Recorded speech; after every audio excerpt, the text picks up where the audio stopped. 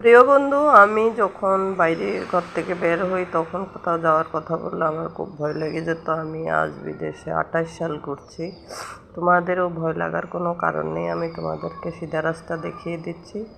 ভিডিওতে তো অনেকে অনেক প্রকারের ভিডিও দেখাতে থাকে, কিন্তু আমার ভিডিও সত্যি বাস্তব প্রকারের। আজকে 28 সাল আমি স্বামীর সঙ্গে বাইরে ঘুরি, যে মানে ছুটি পেলে আমি যে কোনো মন্দির ভালো স্থানে আমি ঘুরতে থাকি। ওই জন্য তোমাদের ঘাবড়াহট হওয়ার কোনো প্রয়োজন নেই, আমি তোমাদেরকে সেই দিশা দেখাচ্ছি।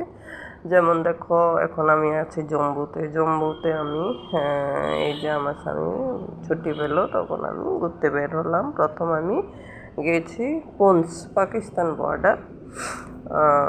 পুঞ্চ, ওইখানে বুদ্ধ অমরনাথ মানে বিএসএফ ক্যাম্প আছে, ওইখানে ওরা সেলামি দিতে থাকে, মন্দিরে পুজো করতে থাকে ওদের ভক্তি শ্রদ্ধা নিয়ে।